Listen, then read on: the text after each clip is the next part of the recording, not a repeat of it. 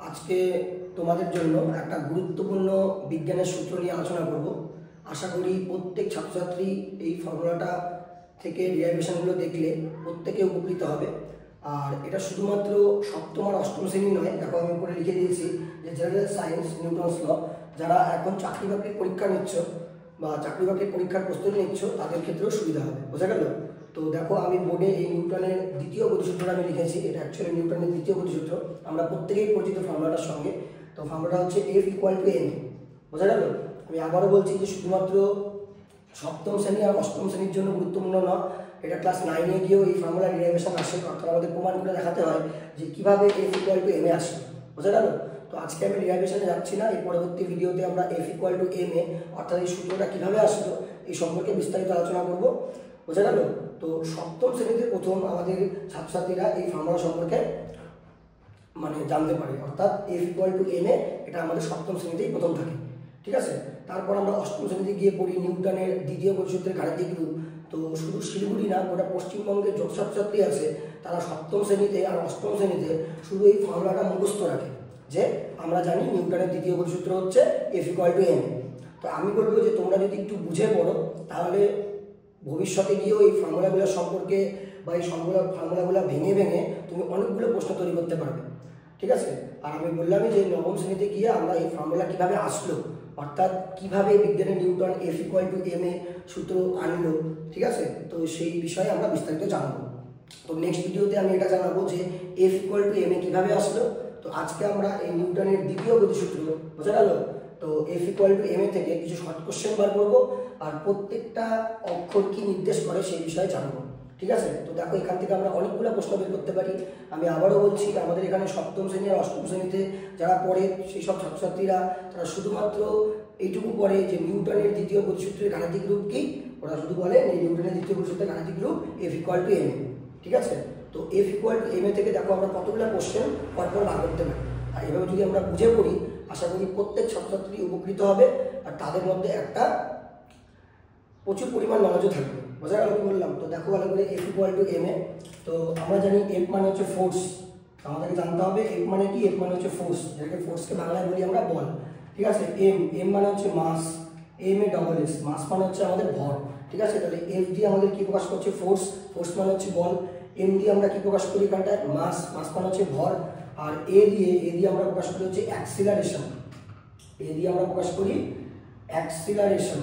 Acceleration মানে হচ্ছে আমাদের ত্বরণ। বোঝা গেল? তাহলে আমরা বুঝলাম যে F = m যে ফর্মুলাটা আছে তার মধ্যে F মানে ফোর্স, ফোর্স মানে হচ্ছে বল, আর m মানে মাস, মাস মানে হচ্ছে ভর, আর a মানে হচ্ছে অ্যাক্সিলারেশন, অর্থাৎ অ্যাক্সিলারেশন মানে হচ্ছে ত্বরণ। তো দেখো আমি একটু বাংলায় লিখে দিই যে ফোর্স, ফোর্স মানে আমি তোমাদের বললাম ফোর্স মানে বল, মাস, মাস মানে আমি তোমাদের বললাম ভর, আর অ্যাক্সিলারেশন, অ্যাক্সিলারেশন মানে বললাম আমরা হচ্ছে ত্বরণ। বুঝা গেল? তো অর্থাৎ আমাদের যদি সপ্তম শ্রেণী বা অষ্টম শ্রেণীতে এটা পরীক্ষাতে আসে তো এভাবেই আসে যে নিউটনের দ্বিতীয় গতিসূত্রের গাণিতিক রূপ লেখো। তো সকল ছাত্রছাত্রী এইটুকুই শুধু লিখে যে নিউটনের দ্বিতীয় গতিসূত্রের গাণিতিক রূপ হলো F = m। আর তারা জানে F মানে ফোর্স, m মানে মাস মানে ভর, a মানে অ্যাক্সিলারেশন, অ্যাক্সিলারেশন মানে হচ্ছে ত্বরণ। এটাকে বাংলায় অনুবাদ করলে হয় ফোর্স মানে বল, মাস মানে কি ভর, আর অ্যাক্সিলারেশন মানে কি আমাদের ত্বরণ। বোঝা গেল? তো এইটুকুই আমরা ক্লাস 7-এ বা 8-এ শিখি। বোঝা গেল? এবার এখান থেকে দেখো তোমরা যদি একটু বুদ্ধি করে পড়ো তাহলে আমরা অনেকগুলো কোশ্চেন বের করতে পারি। ঠিক আছে? তো সেটাই আমি আলোচনা করবো আজকে। তো দেখো এখানে বলছে বল। এবার দেখো বলের উপর আমি একটা এরকম অ্যারো চিহ্ন দিয়েছি। বোঝা গেল? এবার একটা মানে আছে যে আমরা ক্লাস 9-এ প্রথম শিখি যে রাশি হচ্ছে দুই প্রকার, যাদেরকে পরিমাপ করা যায় তাদেরকে রাশি বলে। আর রাশি হচ্ছে দুই প্রকার, একটা স্কেলার রাশি, একটা ভেক্টর রাশি। বোঝা গেল? তোমরা ক্লাস 9 ইংলিশ শিখবে যে স্কেলার রাশি যেটা আছে তার শুধু মান আছে, দিক বা অভিমুখ নেই।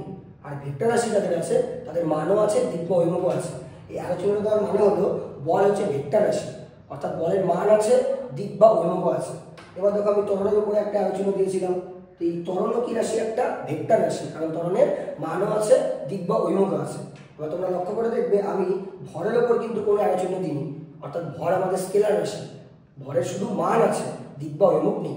বোঝা গেল? তাহলে আমরা জানতে পারলাম যে ফোর্স মানে তো বল, বল কি রাশি? বল হচ্ছে ভেক্টর রাশি। m মানে মাস, মাস মানে ভর, ভর কি রাশি? ভর হচ্ছে স্কেলার রাশি।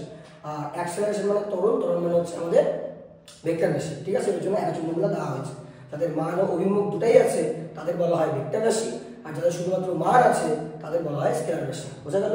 তো আমি পরবর্তীকালের ভিডিওগুলোতে স্কেলার রাশি, ভেক্টর রাশির প্রপার ডেফিনেশনেও আসবো, ঠিক আছে? তখন আপাতত এইটুকু সময় জেনে নাও। এবার দেখো এখান থেকে আমরা ফার্স্ট কোশ্চেন যেটা আবিষ্কার করতে পারি সেটা হচ্ছে বল কাকে বলে, ঠিক আছে? ফার্স্ট কোশ্চেন যেটা আমরা এখান থেকে বলতে পারি সেটা হচ্ছে আমাদের বল কাকে বলে, ঠিক আছে? তো একদম সহজ ভাষায় যদি আমরা মনে রাখি, একদম সিম্পল, বিজ্ঞান এমন কোনো বিষয় না যে তোমাকে হুবাহু বইটাই লিখতে হবে, ঠিক আছে? তুমি বুঝে প্রপার যদি বিষয়টা বোঝো সেখান থেকে তুমি ইজিলি লিখতে পারো। যেমন আমি যদি বলি তোমাদের বল কাকে বলে, তোমরা সারা জীবন একটা সঙ্গেই মনে রাখতে পারো যে বাইরে থেকে যা প্রয়োগ করলে স্থির বস্তু গতিশীল হয় এবং গতিশীল বস্তু স্থির হয় তাকে বল বলে। আমি আরেকবার রিপিট করি তোমাদের জন্য, সারা জীবন এই সংজ্ঞাই মনে রাখো। তোমরা এখন এই সংজ্ঞাগুলো শিখছো ক্লাস 7-8-এ। আমি মাঝে মাঝে ব্যাচে বলি যে যখন তোমাদের বয়স 50-60 হয়ে যাবে, তোমাদের সামনে কোনো বাচ্চা কাচ্চা এই সংজ্ঞাগুলো মুখস্থ করতে বসবে, আমি ইদানিং এখন দেখি বল কাকে বলে, হ্যাঁ, বই থেকে একদম ঝাড়া মুখস্থ করে ছাত্রছাত্রী। কিন্তু দরকার নেই, তুমি শুধুমাত্র সারা জীবন এটাই মনে রাখো যে বল কাকে বলে, যে বাইরে থেকে যা প্রয়োগ করলে স্থির বস্তু গতিশীল হয় এবং গতিশীল বস্তু স্থির হয় তাকে বল বলে। এবার দেখো আমি হাতে এই পেনটা রাখছি, পেনটা কিন্তু স্থির অবস্থায় আছে। এবার আমি হাত দিয়ে বাইরে থেকে বল প্রয়োগ করলাম, বাইরে থেকে বল প্রয়োগ করলাম, দেখো পেনটা কি হচ্ছে, গতিশীল হচ্ছে। অর্থাৎ স্থির বস্তু যে গতিশীল হচ্ছে যার দ্বারা, তাকে আমরা বল বলি। অর্থাৎ বাইরে থেকে যা প্রয়োগ করলে স্থির বস্তু গতিশীল হয়, আবার কোনো একটা গতিশীল বস্তু আমরা হাত দিয়ে থামিয়ে দিলাম, মানে বল দিয়ে থামিয়ে দিলাম, তার মানে এটা কি হচ্ছে, বলের ডেফিনেশন। তাহলে আরেকবার বলি আমি লাস্ট তোমাদের সুবিধার জন্য, বল কাকে বলে সারা জীবন এটাই মনে রাখো, বাইরে থেকে যা প্রয়োগ করলে একটি স্থির বস্তু গতিশীল হয়ে যায় এবং একটা গতিশীল বস্তু স্থির অবস্থায় চলে আসে, তাকেই বলা হয় বল। একদম সিম্পল ভাষায় পড়ো, ঠিক আছে? আচ্ছা, তারপরে আমরা এখান থেকে 2 নম্বর কোশ্চেন একটু বলতে পারি যে 2 নম্বর কোশ্চেন ছাত্রছাত্রী এখান থেকে শিখতে পারে ভর কাকে বলে। 2 নম্বর কোশ্চেন হচ্ছে ভর কাকে বলে। আমি তোমাদের এটাই দেখাবো যে F = ma যে সূত্র, এখান থেকে আমরা চাইলে কতগুলা প্রশ্ন বার করতে পারি। এতে তোমাদের নলেজও বৃদ্ধি পাবে। আর শুধুমাত্র এই 7-8-এ 2টা কোশ্চেন করলাম, ঠিক আছে, হয়ে গেল, এমনভাবে পড়াশোনা হয় না, ঠিক আছে? তো প্রত্যেকটা পার্ট আমি ভেঙে ভেঙে বলছি যে দেখো কতগুলো কোশ্চেন আমরা এখান থেকে বার করতে পারি। আর যারা এখন চাকরি বাকরির প্রিপারেশন নিচ্ছ, যারা জেনারেল সায়েন্স, আমাদের বিভিন্ন চাকরি বাকরির পরীক্ষায় জেনারেল সায়েন্স আসে, আর F = ma দিয়েও কিন্তু আমাদের কোশ্চেন আসে। তো যারা চাকরি বাকরির প্রিপারেশন নিচ্ছ তারা এই ভিডিওটা দেখতে পারো, আশা করি প্রত্যেকে উপকৃত হবে, ঠিক আছে? কারণ পার্টিকুলার এই জিনিসগুলো আমাদের জানা খুব দরকার। যেমন দেখো সেকেন্ড কোশ্চেন আমরা বললাম ভর কাকে বলে, ঠিক আছে? তো দেখো আমি এই পেনটা দিয়েই বোঝাই যে এই পেনটা যে পরিমাণ প্লাস্টিক দিয়ে তৈরি এটা তার ভর। এই পেনটা যে পরিমাণ প্লাস্টিক দিয়ে তৈরি এটা তার ভর। বোঝা গেল কি বললাম? আর আরেকটা জিনিস বলতে পারি যে একটা ব্রেঞ্চ যে পরিমাণ কাঠ দিয়ে তৈরি সেটা হচ্ছে তার ভর। ক্লিয়ার? কি একটা বই বা খাতা যতগুলো পৃষ্ঠা দিয়ে তৈরি সেটা হচ্ছে তার কি ভর, ঠিক আছে? Proper definition. তাহলে ভর মানে কি, একটা বস্তু যে পদার্থ দিয়ে তৈরি হচ্ছে সেই পদার্থের পরিমাণটাকে কি বলা হয়, ভর। অর্থাৎ এই পেনটা যে পরিমাণ প্লাস্টিক দিয়ে তৈরি সেটা হচ্ছে এই পেনটার ভর, ঠিক আছে? তো ভরের ভরটাকে বলে আমরা জানলাম। এবার আমরা দেখবো ত্বরণ কাকে বলে। বোঝা গেল? এবার প্রত্যেকটা বস্তুতে একটা নির্দিষ্ট ত্বরণ থাকে, ক্লিয়ার? আর আমরা আরেকটা জিনিস জানতে পারি, অভিকর্ষ ত্বরণ। যেমন এই পেনটা আমি উপর থেকে ছাড়লাম, পেনটা কোথায় পড়তেছে, নিচের দিকে পড়তেছে। কিসের জন্য পড়তেছে? পৃথিবী সবসময় একটা বল দ্বারা যে কোনো বস্তুকে নিজের কেন্দ্রের দিকে টানে। বোঝা গেল? যে কোনো বস্তুকে তুমি যদি জাম্প করো তোমাকেও টেনে নিচে নামাবে। এই পেনটা যদি ওপরে ওঠে, পেনটা কোথায় পড়তেছে, নিচে। কোন বলের দ্বারা পড়তেছে? অভিকর্ষ বলের দ্বারা। বোঝা গেল? কোন বলের দ্বারা? অভিকর্ষ বলের দ্বারা। তাহলে আমরা সেখান থেকে একটা ওয়ার্ড পাই, অভিকর্ষ ত্বরণ। এবার এই অভিকর্ষ ত্বরণের দুটা মান হয়, অভিকর্ষ ত্বরণের দুটা মান হয়। এই যে ত্বরণটা আছে বলে প্রত্যেকটা বস্তুরই একটা নির্দিষ্ট ত্বরণ থাকে। এছাড়াও পৃথিবী যে কোনো বস্তু একটা বল দ্বারা নিজের কেন্দ্রের দিকে আকর্ষণ করে তাকে বলা হয় অভিকর্ষ ত্বরণ। এই অভিকর্ষ ত্বরণের দুটা মান আমরা জানি। অভিকর্ষ ত্বরণকে অ্যাকচুয়ালি স্মল জি দিয়ে প্রকাশ করা হয়। শুরু ত্বরণকে প্রকাশ করা হচ্ছে এ দিয়ে, অ্যাক্সেলারেশন মানে ত্বরণ। আর যেটা অভিকর্ষ ত্বরণ বললাম সেটাকে প্রকাশ করা হচ্ছে স্মল জি দিয়ে।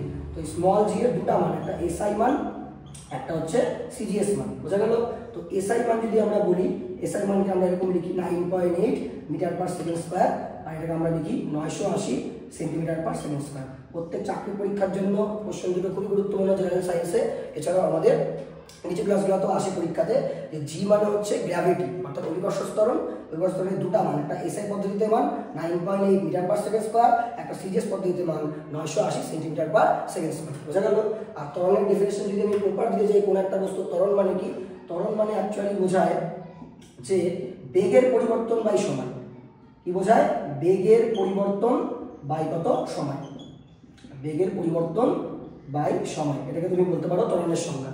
অর্থাৎ ত্বরণকে যদি আমরা এ দিয়ে প্রকাশ করি, অ্যাক্সেলারেশন মানে ত্বরণ, বোঝা গেল? আর বেগকে আমরা প্রকাশ করি হচ্ছে ভি আর ইউ দিয়ে। তো এটাকে প্রপার ডেফিনেশন এভাবে লেখা যায় যে A equal to V minus U by T. বোঝা গেল? A equal to V minus U by T. তো আমি নির্দিষ্ট ত্বরণ নিয়েও একটা ভিডিও বানাবো, তো তখন আমরা ত্বরণের প্রপার ইনফরমেশন তোমাদেরকে দিয়ে দিই। বোঝা গেল? এখন শুধু এইটুকু মনে রাখো, ত্বরণ মানে বেগের পরিবর্তন বাই সময়। বোঝা গেল? আর যেটাকে প্রকাশ করা হয় ত্বরণকে এ দিয়ে, আর বেগের পরিবর্তন মানে দুটা বেগ থাকে, একটা প্রাথমিক বেগ, একটা অন্তিম বেগ।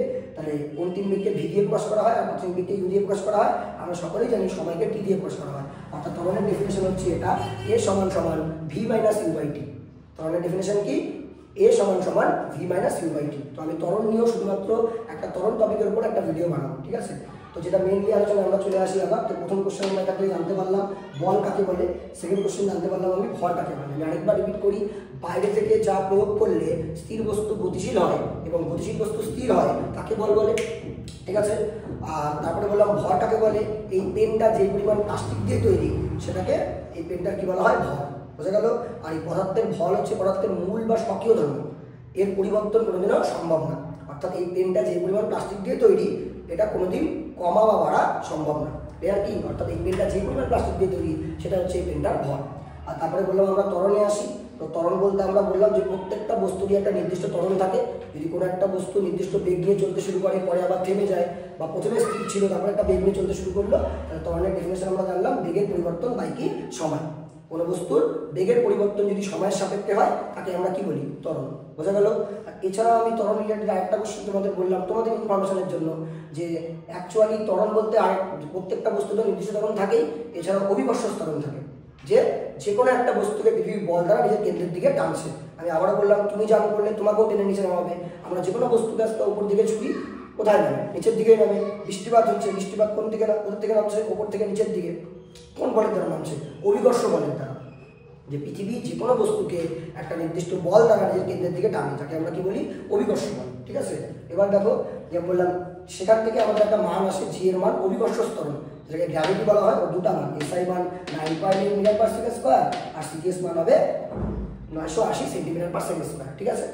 আচ্ছা, তাহলে এখান থেকে আমাদের মোটামুটি বল কাকে বলে, ভর কাকে বলে, 3 নাম্বার কোশ্চেন আমরা বের করতে পারলাম কি? ত্বরণ কাকে বলে। এই 3টা কোশ্চেন কিন্তু আমাদের এখান থেকে বেরিয়ে গেল। বোঝা গেল?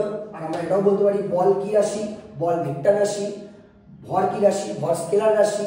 আর ত্বরণ কি রাশি? ত্বরণ ভেক্টর রাশি। তো 3টা কাকে বলে দিয়ে 3টা কোশ্চেন, আর এই 3টা যে বল, ভর, ত্বরণ এরা কি কি রাশি এটা আমরা জেনে গেলাম। তাহলে টোটাল আমরা এখন কটা কোশ্চেন দিলাম? 6টা। ঠিক আছে?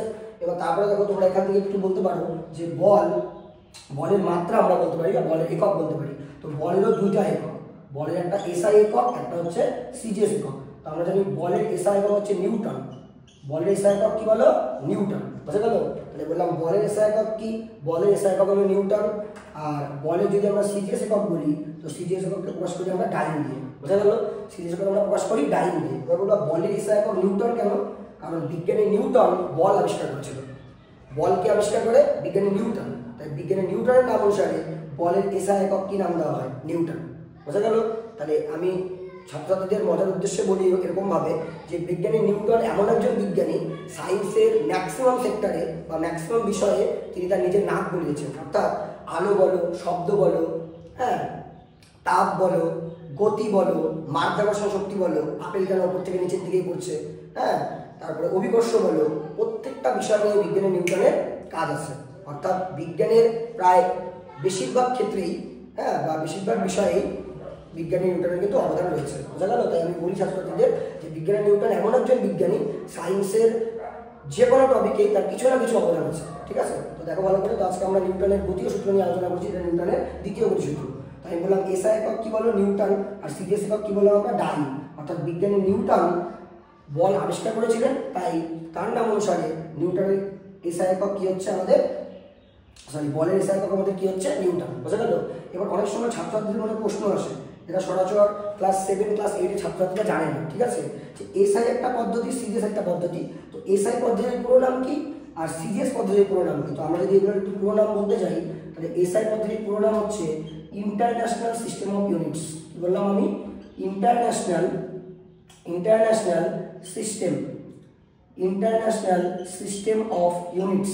এটা হচ্ছে আমাদের এসআই এককের ফুল ফর্ম। এসআই এককের ফুল ফর্ম মানে এসআই একক হচ্ছে একটা পদ্ধতি, সেই পদ্ধতির পুরো নাম হচ্ছে ইন্টারন্যাশনাল সিস্টেম অফ ইউনিটস। কেন এরকম নামকরণ? কারণ পুরো অল ওভার ওয়ার্ল্ডে একক পদ্ধতি এসআই এককেই চলে। যেমন আমি একটু উদাহরণস্বরূপ বলি, আমরা যে কোনো জিনিসের ভরকে কী দিয়ে মাপি? কেজি দিয়ে। আমেরিকা, ইংল্যান্ড, আফ্রিকা এরাও কী দিয়ে মাপে? কেজি দিয়ে। বোঝা গেল? আমরা বলের এসআই একক কী বললাম এক্ষুনি? বলের এসআই একক নিউটন। তো আমাদের অল ওভার ওয়ার্ল্ডে যত দেশ আছে ম্যাক্সিমাম দেশেই বলকে কী দিয়ে মাপে? নিউটন দিয়ে। বোঝা গেল? এই জন্য একটা নাম দিয়েছে এসআই, অর্থাৎ ইন্টারন্যাশনাল সিস্টেম অফ ইউনিটস। এছাড়াও আমাদের আরেকটা পদ্ধতি রয়েছে সিজিএস পদ্ধতি। তো সিজিএস এর ফুল ফর্ম হচ্ছে সেন্টিমিটার, জি দিয়ে গ্রাম, আর এস দিয়ে হচ্ছে সেকেন্ড। এটা হয়তো আশা করি অনেকেই জানো তোমরা যে সিজিএস এর ফুল ফর্ম কি? সেন্টিমিটার, গ্রাম আর কি সেকেন্ড। বোঝা গেল? তো দেখো আমরা কিন্তু অনেকগুলো কোশ্চেন পেলাম, আমি আরো কোশ্চেন বার করবো এখান থেকে। বল কাকে বলে, ভর কাকে বলে, ত্বরণ কাকে বলে, 3টা কোশ্চেন পাওয়া গেল। বল কি রাশি? ভেক্টর রাশি। ভর কি রাশি? স্কেলার রাশি। আর ত্বরণ কি রাশি? ভেক্টর রাশি। বোঝা গেল? ভেক্টর রাশি মানে যাদের মান ও অভিমুখ 2 আছে, আর স্কেলার রাশি মানে যাদের শুধু মান আছে, দিক বা অভিমুখ নেই। তারপর আমরা দেখলাম যে বলের এসআই একক আর সিজিএস একক। বলের এসআই একক হচ্ছে নিউটন, সিজিএস একক হচ্ছে ডাইন। আর এসআই এর ফুল ফর্ম আমরা জানলাম international system of units. CGS এর ফুল ফর্ম আমরা জানলাম যে গ্রাম, সেন্টিমিটার আর কি সেকেন্ড। বোঝা গেল? তো দেখো আমরা এখন চাইলে ভরের এককও বের করতে পারি এখান থেকে, আর ত্বরণের এককও বের করতে পারি। ক্লিয়ার কি? তো দেখো আমি ভরের এককটা এই সাইডে একটু লিখি যে আমরা এখন ভরের একক আবিষ্কার করবো। ক্লিয়ার? তো ভরেরও 2টা একক, একটা এসআই একক ভরের, একটা কি সিজিএস একক। আমি একটু আগেই বললাম ভরের এসআই একক হচ্ছে কেজি। ভরের এসআই একক কি? কেজি। আর এখানে ভরের সিজিএস একক বলছে, ভরের সিজিএস এককে আমরা প্রকাশ করবো গ্রাম দিয়ে। ভরের সিজিএস একক কি? আমাদের গ্রাম। বোঝা গেল? জিএমও লিখতে হয়, কিন্তু আমরা অ্যাকচুয়ালি জি দিয়ে প্রকাশ করি গ্রামকে। বোঝা গেল? আবার গ্র্যাভিটির সঙ্গে গুলাবো না, অভিকর্ষ ত্বরণকেও কি দিয়ে প্রকাশ করা হয়? স্মল জি দিয়ে। আর এদিকে গ্রামকেও আমাদের কি দিয়ে প্রকাশ করা হয়? স্মল জি দিয়ে। বোঝা গেল? জিএমও লিখতে পারি, কিন্তু জি লিখলে বেস্ট, অ্যাকুরেট। তো দেখো এসআই পদ্ধতিতে কি হবে? কেজি। আর সিজিএস পদ্ধতিতে আমাদের একক কি হবে? গ্রাম। ক্লিয়ার? এটা হচ্ছে ভরের 2টা একক আমরা পেয়ে গেলাম। এবার দেখো এখান থেকে আমরা ত্বরণের একক বের করতে পারি। ত্বরণের 2টা একক, একটা এসআই একক, একটা হচ্ছে সিজিএস একক। ত্বরণের এসআই একক হয়ে যাচ্ছে মিটার পার সেকেন্ড স্কয়ার, আর সিজিএস একক হয়ে যাচ্ছে সেন্টিমিটার পার সেকেন্ড স্কয়ার। বোঝা গেল? এসআই পদ্ধতিতে একক কি ত্বরণের? মিটার পার সেকেন্ড স্কয়ার, আর সিজিএস পদ্ধতিতে একক কি আমাদের? Centimetre per second square. বোঝা গেল? এবার তুমি ধরো পরীক্ষা হলে গিয়ে ভুলে গেলে যে ত্বরণের এসআই একক পরীক্ষাতে আসছে। কি আসছে পরীক্ষাতে? ত্বরণের এসআই একক লেখো। তুমি বাড়ি থেকে পড়ে গেছো, মুখস্থ করে গেছো যে ত্বরণের এসআই একক মিটার পার সেকেন্ড স্কয়ার, আর ত্বরণের সিজিএস একক সেন্টিমিটার পার সেকেন্ড স্কয়ার। এটা তুমি মুখস্থ করে গেছো। এবার পরীক্ষার সময় তুমি গিয়ে ভুলে গেছো, কিছুতেই তোমার মনে পড়ছে না যে ত্বরণের এসআই একক কি আর সিজিএস একক কি। দেখো আমরা নিজেরা আবিষ্কার করতে পারি, এগুলো মুখস্থ করার বিষয় না। আজকে যদি বাড়ি থেকে আমি পড়ে যাই ত্বরণের এসআই একক মিটার পার সেকেন্ড স্কয়ার আর সিজিএস একক সেন্টিমিটার পার সেকেন্ড স্কয়ার। বোঝা গেল? আমি এমন অনেক ছাত্রছাত্রীকে দেখছি বাড়ির থেকে পড়ে গেছে ত্বরণের এসআই একক metre per second square, CGS একক সেন্টিমিটার পার সেকেন্ড স্কয়ার, পরীক্ষা হলে গিয়ে ভুলে গেছে। হ্যাঁ, পরীক্ষা হলে মাথা চুলকাচ্ছে, চিন্তা করছে যে না কিভাবে ত্বরণের এসআই একক বাড়ি থেকে কি পড়ে আসলাম মিটার পার সেকেন্ড স্কয়ার কি পড়লাম, ডাউট হচ্ছে যে বাড়ি থেকে সে পড়ে গেছে, সে ভুলে গেছে। তো আমরা যদি ডেফিনেশন জানি তখন আমরা ইজি বের করতে পারবো। তখন ত্বরণের ডেফিনেশন আমরা লিখছিলাম যে বেগের পরিবর্তন বাই সময়। ত্বরণের ডেফিনেশন লিখছিলাম বেগের পরিবর্তন বাই সময়, মানে ত্বরণ কি দিয়ে গঠিত? বেগ দিয়ে আর সময় দিয়ে। ত্বরণ কি দিয়ে গঠিত? বেগ দিয়ে আর সময় দিয়ে। তো আমরা বলতে পারি বেগের একক, বেগের একক আমরা জানি মিটার পার সেকেন্ড। দেখবা তোমরা যে বাইকে যাও, বাইকে পরে দেখবা মিটারের যে কানাটা থাকে, এখন তো অনেকে ডিজিটাল হয়ে গেছে, যাই হোক, তো ওখানে দেখবা লেখা থাকে যে কেউ 60 কিলোমিটার পার আওয়ারে গাড়ি চালাচ্ছে, তাহলে তার বেগ কত? 60 কিলোমিটার পার আওয়ার। মানে কিলোমিটার মানে দূরত্বকে বোঝায়, আর আওয়ার মানে ঘন্টাকে বোঝায়। মানে দূরত্ব বাই সময় দিয়ে আমরা কি প্রকাশ করি? বেগকে। আমরা এখানে কিলোমিটারটাকে প্রকাশ করছি হচ্ছে মিটার দিয়ে, আর সময়টাকে প্রকাশ করছি আমরা হচ্ছে সেকেন্ড দিয়ে। বোঝা গেল? অর্থাৎ ত্বরণ কি দিয়ে গঠিত? বেগ আর সময় দিয়ে। বেগের একক কি? মিটার পার সেকেন্ড, আর এখান থেকে সময়ের একক কি হবে আমাদের? সেকেন্ড। বোঝা গেল? এবার দেখো আমাদের এম ওপরেই থাকলো, এই একটা স্কোয়ার আগের থেকে নিচে ছিল, আর এ এসটা নিচে আসবে, তাহলে এস এস গুণ করলে হয়ে যাবে এ স্কোয়ার। দেখো আমাদের একক আমরা নিজেরা আবিষ্কার করে ফেললাম যে ত্বরণের এসআই একক কি? Metre per second square. একই রকম ভাবে যদি আমরা বলি সিজিএস একক, আমি ভুলে গেছিলাম পরীক্ষার সময়, নিজে বানানো হলো। কেন? আমরা জানি ত্বরণ মানে বেগ বাই কি? সময়, আর বেগের একক কি আমরা জানি? Metre per second. এবার কারো যদি এখানেও ডাউট থাকে যে বেগের একক আপনি কিভাবে মিটার পার সেকেন্ড লিখলেন, তো বেগের একক আমরা জানি। দেখো আমি এখানে বেগের ডেফিনেশনটা লিখে দিই। তো বেগের ডেফিনেশন হচ্ছে আমাদের এখানে দূরত্ব বাই সময়। বেগের ডেফিনেশন কি? দূরত্ব বাই সময়, অর্থাৎ দূরত্বকে আমরা কি দিয়ে মাপি? মিটার, আর সময়কে আমরা কি দিয়ে মাপি? সেকেন্ড। অর্থাৎ বেগের এসআই একক যখন আমরা আবিষ্কার করলাম কি হবে? Metre per second. এটা কি একক? বেগের এসআই একক। বুঝা গেল? তো বেগের এসআই একক আমরা আবিষ্কার করতে পারি। মেন তোমাকে জানতে হবে ডেফিনেশন। কারণ বেগের ডেফিনেশন কি? দূরত্ব বাই সময়। বেগের ডেফিনেশন দূরত্ব বাই সময়, এটা তোমাকে জানতে হবে। যারা ডেফিনেশন দিয়ে পড়ে তাদের দীর্ঘদিন পড়াগুলো মনে থাকে। আর যারা ডেফিনেশন জানে না, বই থেকে যারা মুখস্থ করে, তারা কিন্তু আজকে পড়বে, এক সপ্তাহ পরেই আবার ভুলে যাবে। বোঝা গেল? আমি আরেকবার বলছি যে আমরা বেগ, ত্বরণ, নিউটনের সেকেন্ড ল এগুলো এমনভাবে শিখতে পারি যেগুলো আমরা ক্লাস 7-8-এ শিখবো, আমাদের বয়স 50-60 হয়ে যাবে, তা আমাদের মাথা থেকে বেরোবে না যদি আমরা বুঝে পড়ি। আমরা বললাম যে বেগ মানে কি? দূরত্ব বাই সময়। অর্থাৎ দূরত্বকে আমরা কি দিয়ে মাপি? মিটার দিয়ে। আর সময়কে আমরা কি দিয়ে মাপি? সেকেন্ড দিয়ে। অর্থাৎ বেগের একক আবিষ্কার হয়ে গেল বলো মিটার পার সেকেন্ড। হলো এটা এসআই একক। আর যখন সিজিএস একক বলবে, মিটারটা হয়ে যাবে সেন্টিমিটার, সেকেন্ড সেকেন্ডই থাকবে, কারণ সময়ের এসআই একক সেকেন্ড, সিজিএস একক সেকেন্ড। তাহলে এটা হচ্ছে বেগের সিজিএস একক। যদিও সিজিএস একক আমাদের লাগবে না এখানে, আমরা এটা আবিষ্কার করতে যাচ্ছিলাম যে পরীক্ষার হলে যদি ত্বরণের এসআই একক আমরা ভুলে যাই মিটার পার সেকেন্ড, তাহলে আমরা কি ব্যবহার করতে পারবো যে ত্বরণ মানে বেগ বাই সময়। অর্থাৎ বেগের একক মানে কি? মিটার পার সেকেন্ড, আর সময়ের একক মানে কি? সেকেন্ড। মিটারটা উপরেই থাকবে, একটা এস নিচে ছিল আগের থেকে, আর এসটাও নিচে চলে আসবে, তাহলে হয়ে যাবে কি? Metre per second square. তুমি যদি এসআই এবং মিটার পার সেকেন্ড স্কোয়ার আবিষ্কার করতে পারো, সিজিএস এককও পারবে। মিটারটা কি হয়ে যাবে? মিটারটা হয়ে যাবে আমাদের সেন্টিমিটার, আর সেকেন্ডটা সেকেন্ড থাকে। অর্থাৎ দেখো আমরা নিচের আবিষ্কার করে নিলাম ধরনের একক, যে এসআই একক metre per second square, CGS একক কি? Centimetre per second square. আর অসুবিধা দেখো ভালো করে প্রত্যেকে, ঠিক আছে? আচ্ছা, এবার আমরা হচ্ছে দেখো মাত্রাগুলো একটু আবিষ্কার করবো। যদি আমরা মাত্রা দিয়ে হায়ার ক্লাসে শিখি, তো ডেফিনেশন জানলে মাত্রাও আমাদের ইজি আবিষ্কার করা যাবে। বোঝা গেল? তো দেখো আমি শুধু বলের ডেফিনেশনটা এখানে লিখছি, এটা লিখবো এখানটায় লিখে, ঠিক আছে? বলের ডেফিনেশন। তো দেখো বলের ডেফিনেশন মানে আমরা জানি যে আমরা একটু আগে লিখছি, এটাই বলের ডেফিনেশন ছিল নিউটনের second law. F equal to কত? M A. F equal to কি ছিল? M A. এটা হচ্ছে বলের ডেফিনেশন, ক্লিয়ার? কারণ আমরা জানি যে বল সমান সমান ভর ইনটু ত্বরণ। বল সমান সমান ভর ইনটু ত্বরণ। বুঝা গেল? বল সমান সমান ভর ইনটু ত্বরণ, এটা আমরা জানি। তো দেখো আমরা এখান থেকে যদি ভাবি যে বলের মাত্রা বের করবো, কি বের করবো? বলের মাত্রা। তো আমরা এখান থেকে যদি লিখি যে বলের জায়গায় লিখবো আমরা বলের মাত্রা, কারণ আমরা বলের মাত্রা আবিষ্কার করছি, ঠিক আছে? তো একটা শর্ট কোশ্চেনে আসে যে বলের মাত্রা কি। তো অ্যাকচুয়ালি ছাত্রছাত্রী মুখস্থ করে যে বলের মাত্রা হচ্ছে mlt - 2। বলের মাত্রা কি? mlt - 2। এবার পরীক্ষার হলে তুমি গিয়ে ভুলে গেছো, তোমার কিছুতেই মনে পড়ছে না যে বলের মাত্রা কি, তুমি পড়ে গেছো বাড়ির থেকে বলের মাত্রা mlt - 2। আমাদের শিলিগুড়ি তথা গোটা পশ্চিমবঙ্গের ছাত্রছাত্রী ম্যাক্সিমাম ক্ষেত্রে এই মাত্রাগুলো মুখস্থ করে যায় যে বলের মাত্রা mlt - 2 আসলে লিখে দেবো। কিন্তু অ্যাকচুয়ালি তুমি যদি পরীক্ষার হলে ভুলে যাও, তুমি নিজে আবিষ্কার করতে পারবা যে বলের মাত্রা কিভাবে mlt - 2। আমি ওটা দেখাচ্ছি তোমাদেরকে যে বলের আমরা দেখলাম এফ ইকুয়াল টু কি? এম এ, এটা বলের ডেফিনেশন। আর বল ইকুয়াল টু ভর ইনটু কি হলো? আমাদের ত্বরণ। মানে বলের জায়গায় আমি কি লিখলাম? বলের মাত্রা। তাহলে ভরের জায়গায় কি হওয়া উচিত আমাদের? ভরের মাত্রা। তো ভরের মাত্রা হচ্ছে ক্যাপিটাল এম, এটা একটু জানতে হবে। ভরের মাত্রা হচ্ছে আমাদের ক্যাপিটাল এম। মাত্রা শেখার জন্য আমাদের তিনটা জিনিস জানতে হয়, যেমন দৈর্ঘ্যের মাত্রা হচ্ছে এল, লেন্থ, লেন্থ মানে হচ্ছে দৈর্ঘ্য, ওই জন্য দৈর্ঘ্যকে প্রকাশ করা হয় হচ্ছে এল দিয়ে, লেন্থ, লেন্থ মানে হচ্ছে দৈর্ঘ্য। আর তারপরে আমাদের জানতে হবে হচ্ছে দৈর্ঘ্য, তারপরে জানতে হবে ভর, ভরকে বলা হচ্ছে মাস। আমরা যদি ভরকে প্রকাশ করি ছোট হাতের এম দিয়ে, কিন্তু যখন মাত্রা লিখবো তখন হবে বড় হাতের এম। বোঝা গেল? অর্থাৎ দৈর্ঘ্য মানে লেন্থ, লেন্থ মানে যেহেতু দৈর্ঘ্য, ওই জন্য দৈর্ঘ্যের মাত্রা হচ্ছে ক্যাপিটাল এম। আর ভরের মাত্রা হচ্ছে ক্যাপিটাল এম। বোঝা গেল? আর আমাদের একটা মাত্রা মনে রাখতে হবে সময়। সময়কে আমরা যদিও স্মল টি দিয়ে প্রকাশ করি, কিন্তু মাত্রার সময়কে আমরা প্রকাশ করবো ক্যাপিটাল টি দিয়ে। তোমাদের এই তিনটা জিনিস জানতে হবে, মানে এই তিনটা জিনিসের উপর ডিপেন্ড করেই সমস্ত রাশিগুলোর মাত্রা তৈরি করা হয়েছে। বোঝা গেল?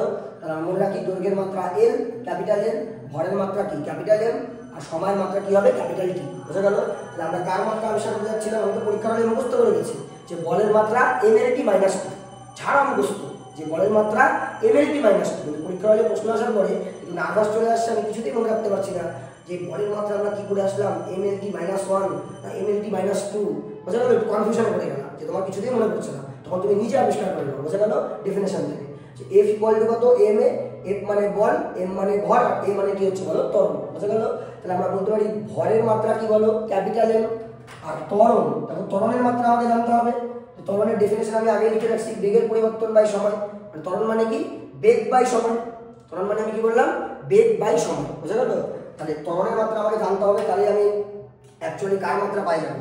বলের মাত্রা পাই যাবো। এবার ত্বরণের মাত্রা আমি দেখো একটু বের করি, যে আমরা যদি বলি ত্বরণ মানে, আমি আবারও বললাম আরেকবার লিখি তোমাদের সুবিধার জন্য, যে ত্বরণ মানে আমরা জানি হচ্ছে বেগ বাই সময়। হ্যালো? এবার বেগ মানে কি? আবার বেগ মানে দেখো আমি এখানে লিখছি দূরত্ব বাই সময়। বেগ মানে আমরা কি লিখছি? দূরত্ব বাই সময়। তাহলে দূরত্বকে প্রকাশ করা হয়, দূরত্ব মানে কি? আমরা বললাম দৈর্ঘ্য। দূরত্ব মানে দৈর্ঘ্য, মানে কি হবে? এল। আর সময়কে আমরা কি দিয়ে প্রকাশ করি? টি দিয়ে। আমরা বলতে পারি যে বেগের মাত্রা কত? L by T. এবার তোমাদের এল বাই টি তো দেখে না, এলটা উপরেই ছিল, টি এর উপরে পাওয়ার ছিল 1, টিটা উপরে গেলে কি হয়ে যাবে -1, অর্থাৎ বেগের মাত্রা আমাদের আবিষ্কার হয়ে গেল lt - 1। পরীক্ষায় এটাও আসে পরীক্ষাতে যে বেগের মাত্রা লেখো, তুমি ভুলে গেলা বেগের মাত্রা। বেগের ডেফিনেশন তুমি জানো, বেগ মানে কি দূরত্ব বাই সময়। দূরত্ব মানে কি এক প্রকার দৈর্ঘ্য, তাহলে দৈর্ঘ্যকে আমরা প্রকাশ করি l দিয়ে, আর সময়কে প্রকাশ করি আমরা t দিয়ে। বোঝা গেল? t এর পাওয়ার +1 আছে, t নিচে ছিল, t উপরে গেলে কি হয়ে যাবে t এর পাওয়ার -1। তোমরা সূচকের নিয়ম থেকে জানো এটা। অর্থাৎ বেগের মাত্রা আমাদের বেড়ে গেল lt - 1। এবার আমরা কার মাত্রা আবিষ্কার করতেছি? ত্বরণের মাত্রা। কার মাত্রা আমরা আবিষ্কার করবো এখানে? ত্বরণের মাত্রা। বোঝা গেল? তো আমি জানি মুখস্থ বিদ্যায় ত্বরণের মাত্রা হয়ে যায় lt - 2। ত্বরণের মাত্রা কি হবে আমাদের? lt - 2। এবার আমরা এটা বার করতে পারি কিভাবে? ত্বরণ মানে তুমি কি জানো? বেগ বাই সময়। Definition must. বেগের ডেফিনেশন দূরত্ব বাই সময়। বলের ডেফিনেশন F = ma। বোঝা গেল? ত্বরণের ডেফিনেশন বেগ বাই সময়। তাহলে ত্বরণের মাত্রা আমরা আবিষ্কার করি। আমি ত্বরণের মাত্রার অ্যান্সার এখানে লিখে দিচ্ছি যে ত্বরণের মাত্রা আমরা যদি বের করি, ঠিক আছে, ত্বরণের মাত্রা যদি আমরা বের করি তাহলে আমাদের এখান থেকে কি আসবে? এটাই আসবে lt - 2। বোঝা গেল? কিন্তু কিভাবে আসবে? যে ত্বরণ সমান সমান বেগ বাই কি সময়। এবার বেগের মাত্রা দেখো এক্ষুনি বের করছে কত? lt - 1। মানে বেগের যেটা আমরা লিখতে পারি lt - 1। আর তুমি দেখো এখানে সময়কে আমরা কি দিয়ে প্রকাশ করতে পারবো? t দিয়ে। t এর পাওয়ার কি আছে 1, তাহলে lt - 1 আগের থেকে ছিল, এই যে +1 এটা উপরে গেলে কি হবে -1, তাহলে lt তোমরা জানো -1 মানে -2। দেখো ত্বরণের মাত্রা আমরা আবিষ্কার করে ফেললাম, কি হবে lt - 2। যেমন ভাবে বেগের মাত্রা আবিষ্কার করা যায়, একই রকম ভাবে ত্বরণের মাত্রাও আবিষ্কার করা যায়। এর ডেফিনেশন জানতে হবে। আমি আবারও বলছি যে ত্বরণের মাত্রা আমরা আবিষ্কার করলাম কত? lt - 2। আমরা তো কার মাত্রা আবিষ্কার করতে যাচ্ছিলাম? বলের মাত্রা। দেখো বল মানে কি জানি আমরা? ভর ইনটু ত্বরণ।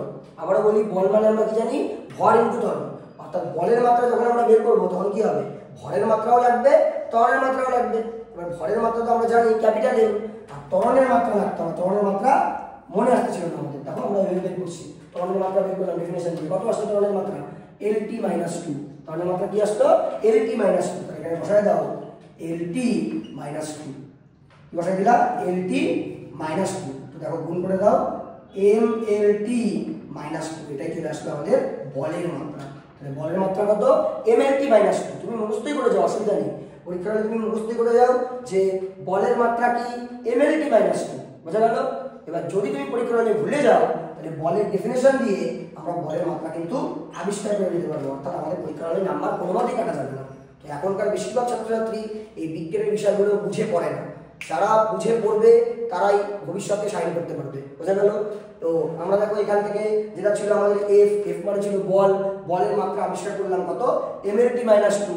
তোমাকে যদি বলে m মানে ভর, ভরের মাত্রা কি ক্যাপিটাল M। আর তারপরে বললো ত্বরণ, আমি ত্বরণের মাত্রা এখানে আবিষ্কার করে দেখালাম যে ত্বরণের মাত্রা আমাদের কত?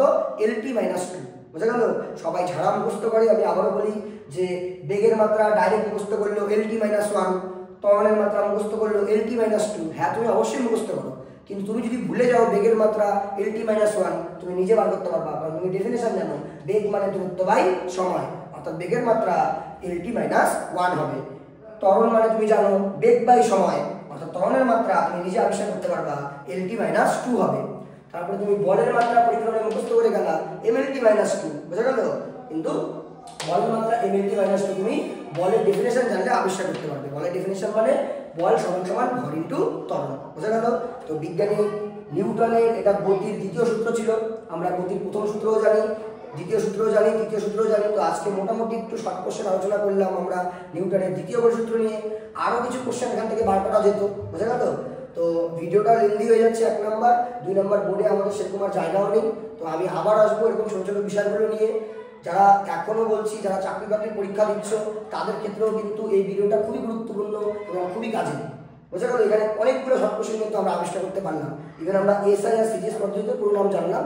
আরও কিছু পদ্ধতি আছে, আমি বললাম যে বোর্ডে জায়গা নেই, আমাদের আরও কিছু পদ্ধতি আছে, MKS পদ্ধতি, আরও কিছু পদ্ধতি আছে FPS পদ্ধতি। যেমন এটা হচ্ছে একটা পদ্ধতি, যে কোনো জিনিস মাপার একটা পদ্ধতি। যেমন প্রত্যেকটা জিনিসকে মাপার জন্য একটা সুনির্দিষ্ট একক ব্যবহার করা হয়। প্রত্যেকটা জিনিসে মাপার জন্য একটা সুনির্দিষ্ট একক ব্যবহার করা হয়। তুমি দোকানে গিয়ে আজকে বলতে পারবে না আমাকে 1 লিটার চিনি দেন, কারণ চিনিকে আমরা লিটার দিয়ে মাপি না, চিনি হচ্ছে ভর। চিনিকে আমরা কী দিয়ে মাপি? কেজি দিয়ে বা গ্রাম দিয়ে। তো তুমি দোকানে গিয়ে বলছো আমাকে 1 লিটার চিনি দাও, এর কোনো মানেই হয় না, কারণ প্রত্যেকটা জিনিসকে মাপার জন্য সুনির্দিষ্ট একক আছে। আজকে কেউ তোমাকে বললো এখান থেকে কোটমোড় দূরত্ব কত, এখান থেকে কোটমোড়ের দূরত্ব কত, তুমি তাকে বললা এখান থেকে কোটমোড়ের দূরত্ব 5 গ্রাম, হবে না। দূরত্বকে কি দিয়ে মাপি আমরা? মিটার দিয়ে। তখন তোমাকে মিটার বা কিলোমিটারে অ্যান্সার বলতে হবে। তো প্রত্যেকটা জিনিস মাপার জন্য একটা সুনির্দিষ্ট একক আছে, সেই সুনির্দিষ্ট এককের উপর বেস করে আমরা প্রত্যেকটা জিনিসকে মাপতে পারি। আর তাদেরকে আমরা মাপতে পারি তাদেরকে বলা হয় রাশি। বোঝা গেল? যেমন ভরকে আমরা মাপতে পারি গ্রাম কিলোগ্রাম দিয়ে, বলকে আমরা মাপতে পারি নিউটন ডাইন দিয়ে, তারপরে বললাম আমরা ত্বরণকে আমরা মাপতে পারি metre per second square centimetre per second square দিয়ে, সময়কে আমরা মাপতে পারি ঘন্টা মিনিট সেকেন্ড দিয়ে, কিন্তু প্রচলিত অর্থে আমাদের সময়ের একক বিজ্ঞানের ক্ষেত্রে সেকেন্ডই ব্যবহার করা হয়। বোঝা গেল? সময় বড় এককও আছে, মিনিটও আছে, ঘন্টাও আছে, দিন মাস বছর এগুলোও সময়ের একক। তো প্রত্যেকটা জিনিস মাপার জন্য একটা সুনির্দিষ্ট একক আছে। বোঝা গেল? আর যে জিনিসগুলোকে মাপা যাচ্ছে ওটাকে আমরা কি বলতেছি? রাশি। ক্লিয়ার? তো আমি F=m এর প্রপার ডেফিনেশন নিয়ে আসবো পরের ভিডিওটাকে, যে কীভাবে বিজ্ঞানী নিউটন F=m এ সূত্রটি আবিষ্কার করলো। বোঝা গেল? তো আজকে তোমরা এই ছোটো প্রশ্নগুলো দেখে নাও, প্রত্যেকের জন্য খুবই গুরুত্বপূর্ণ। ওই জন্য আমি আগের থেকে ভিডিও করে লিখে দিয়েছি জেনারেল সায়েন্স, অর্থাৎ এটা জানা দরকার। বোঝা গেল? যারা চাকরি বাকরি পরীক্ষা দিতে তাদের ক্ষেত্রে গুরুত্বপূর্ণ, সপ্তম শ্রেণী অষ্টম শ্রেণী ইভেন নবম দশম শ্রেণীতে গিয়েও আমাদের এই সূত্রগুলো দিয়ে ছোটো ছোটো প্রশ্ন পরীক্ষাতে আসে। ঠিক আছে? তো দেখে নাও বাড়িতে ভালো করে ভিডিওটা। ঠিক আছে?